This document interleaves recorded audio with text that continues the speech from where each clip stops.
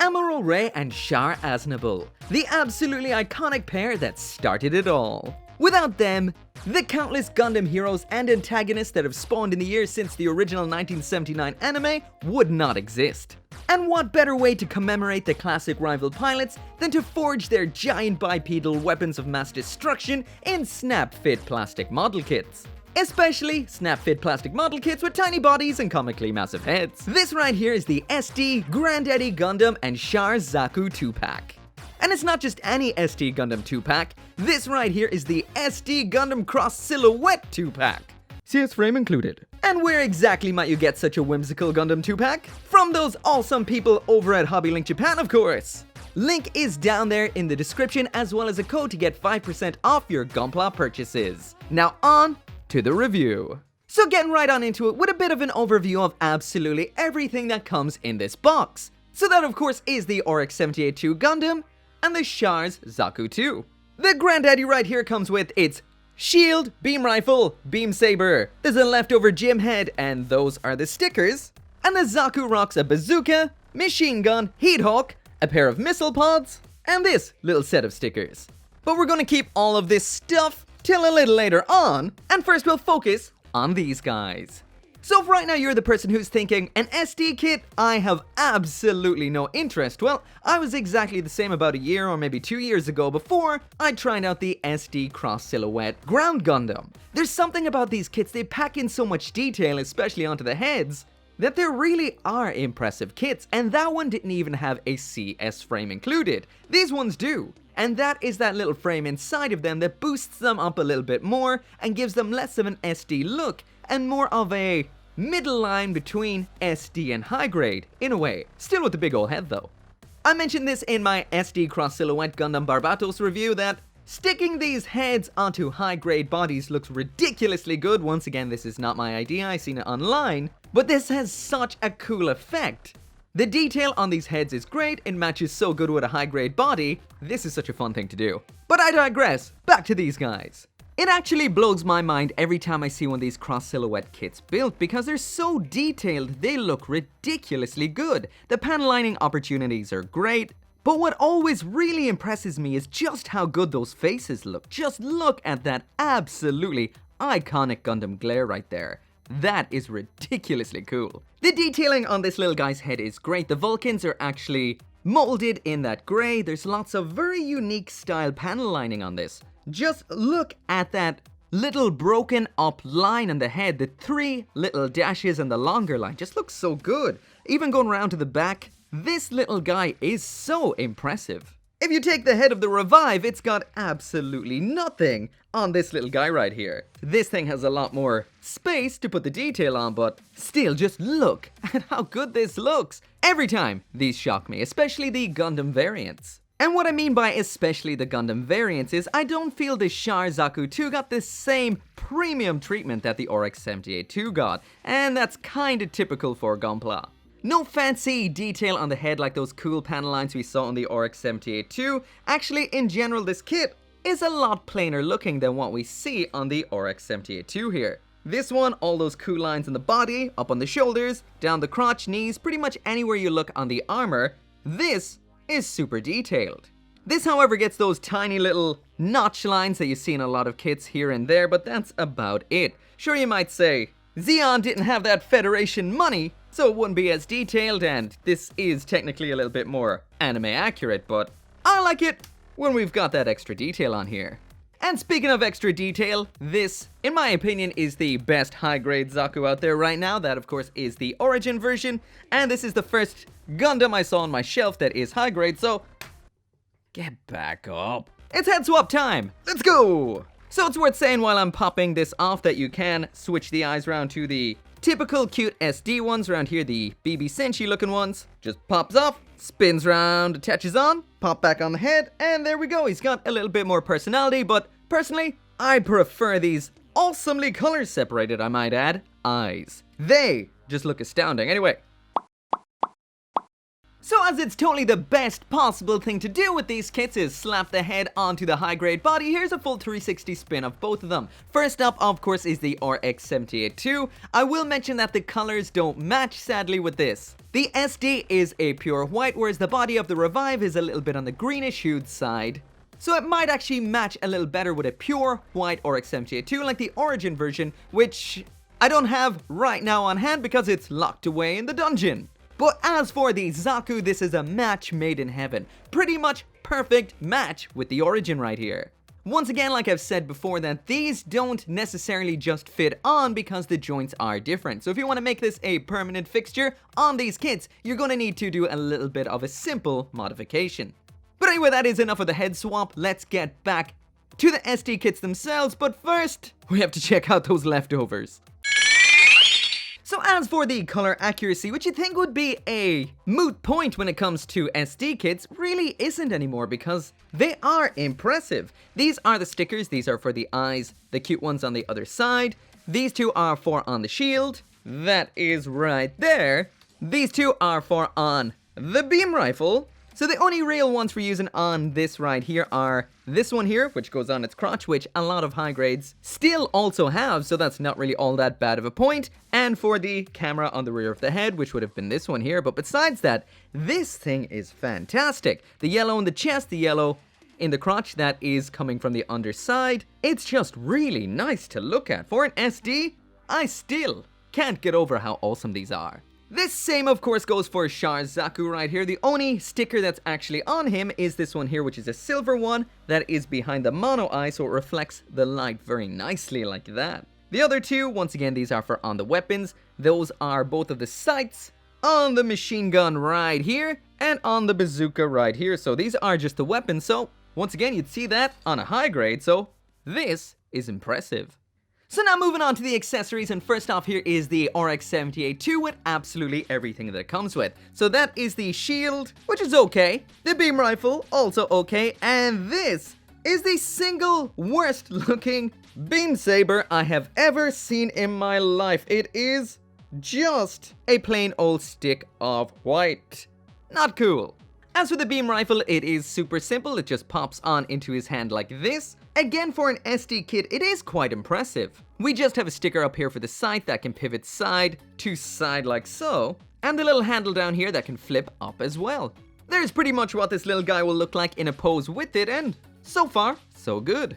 Next up then in here we have the shield. This is in red and white. We've got gray, round on the back for the handle, but in general it is quite simple. I did totally botch the sticker on this, that's why the top half is so wrinkly compared to the bottom, but it's not so bad. Again, if you hate foil stickers, you will totally hate this. And this attaches on in the usual way, so it just pops into the hand like that, and then the peg just attaches into that hole, so nice and solid.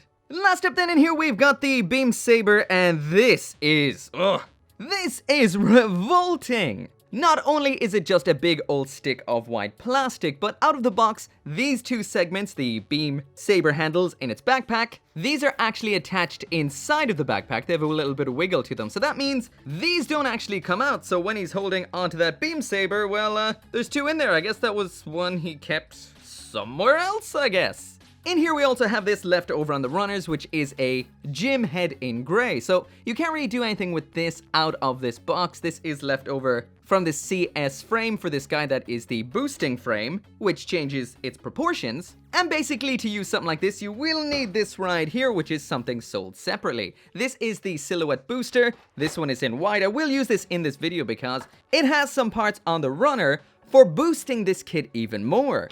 And honestly, I've been holding on to this for quite some time, so I'm looking forward to actually giving it a go. But yeah, this kit comes with the parts like the chest, backpack, beam spray gun, and the stickers in order to use the gym head to convert this cross silhouette SD Gundam into a cross silhouette SD Gym. So next up there is the SD Cross Silhouette Char Zaku with absolutely everything that it comes with, and this packs in a lot more heat than we would have seen with the Gundam. So we've got this cool heat hawk which would make, well, most high grades jealous, the machine gun, the bazooka, and a couple of missile pods.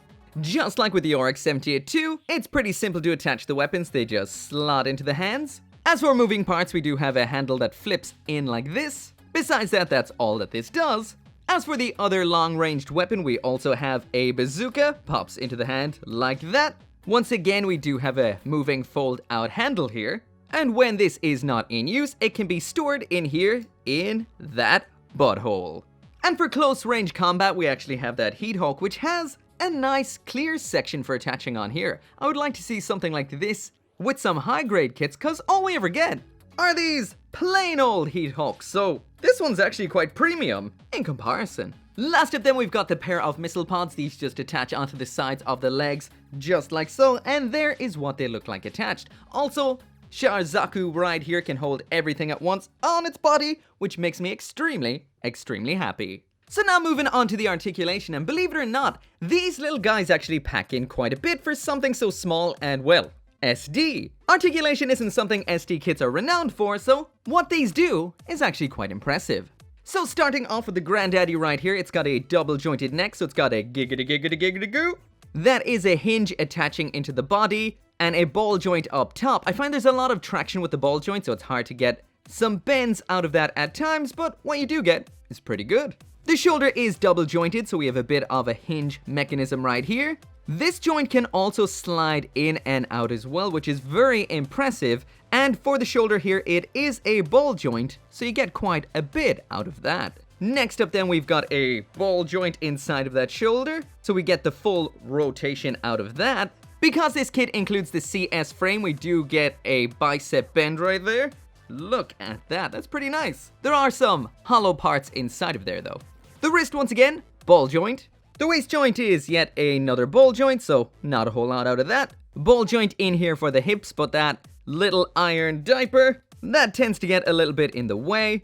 We do have a full rotation here at the upper leg, but that's so stiff that more than likely it'll pull the leg off as opposed to spin. A knee bend right here. Ball joint for the ankle, and a ball joint for this little bit of armor right here. So on the whole, the articulation on this is, well, basic at best, but better than your standard SD kit. As for Char, because this is pretty much the same frame, it's basically identical. That, of course, is a double jointed giggity neck, ball joint up top, a little bit of a hinge below, so it can give you pretty much what you'd want. Under the chin, though, we do have this little bit of a mechanism which allows the eyes to move side, all the way to side like this. We've got the same rotating in, out, ball joint shoulder. Once again, identical inside of here. Exact same bend at the elbow. Same ball joint wrist. The only difference is this very Zeonic looking shoulder armor is on a ball joint. And the same goes for this one over here. So that can move forward, back, and in and out a little bit. Again, very limited ball joint waist that only really nets you some rotation. That didn't feel good. Ball joint waist, once again, very blocked by the armor except outwards. Again, same blocked ball joint waist. As for the hip, once again, it is a blocked joint. It is a ball joint. Stiff-ish leg rotation up here, which will pull the leg off. And seeing as it's off, there is the bend at the knee, so not great. And a ball joint down here for that ankle. So once again, the articulation here is extremely basic, but what more do you expect from an SD kit? So the last thing I actually want to try out in this video is that silhouette booster. So this is going to boost this Gundam up a little bit more. So it will make it a little less SD. There are parts for a Zaku in here as well, but they are in white, so they won't match, so I'm not going to try them out. Just going to try it with the Gundam. So right here, I've cut out all the parts that are applicable to the Gundam. We've got some alternate hands, some arm boosting segments, and some leg boosting segments. So in order to attach these, it is pretty simple. You just pop off the arm, pop off the leg. To attaching the new leg part, you have to remove all of the leg armor, then replace this middle section with this white part, which is a little bit longer than what we would have seen with the standard CS frame. Next up then is the arms. This is a little bit easier. Just pop it off of the shoulder, remove the forearm armor, and you just replace the entire working section of the elbow. So once again, this is that little bit longer than what we would have seen with the standard CS frame. But anyway, there is a side-by-side spin. On the left, we've got the standard CS frame, which comes in the box. On the right, we've got that frame booster, which is sold separately. Honestly, it doesn't make that huge amount of a difference. It's very subtle, but it does give it a little bit more of a less super deformed vibe, and to me it looks that little bit more dynamic and a little bit more heroic. I did use the included widespread dynamic hands on here as well, and this has added a lot more white to the mobile suit than we would have seen with the standard box, but honestly I was just wondering what this would look like used, and it is pretty cool, but definitely not a necessity. So anyway, that right there is it for the review, and I absolutely adore these SD Gundam Cross silhouettes. They're so cool. I never liked the old school style SD kits. I didn't even like the more relatively new SD kits. But these just add that little bit of extra articulation, a little bit of a boost with the CS frame that makes them super awesome. The external detailing is great as well. The color separation on some of these is even better than their high-grade counterparts, which is crazy. Anyway, for both of these, I consider these gold tier. This is better than I would expect from SD kits. Personally, I do prefer the RX-78-2 more, but that might be just my own specific taste, the fact that I like the external detailing more, and I find the head is that little bit more dynamic looking, but both of these, quality-wise, are pretty much the same. The Char's Zaku 2 is awesome too, and this is a great little kit, celebrating the old school rivals that started it all. Anyway, if you do want one of your own, there's a link down there in the description. You can get yours at HobbyLink Japan. As always, thank you so much for watching. Make sure to come back for more gunpla reviews, and I will see you next time. So once again, I can't end this video right here without thanking each and every one of you guys for watching this video, as well as liking and subscribing. And of course, special thanks to my channel members and patrons, Craig Jury, Kaiser721, Tyler Sanders, Caleb Engelhart, and Sean T.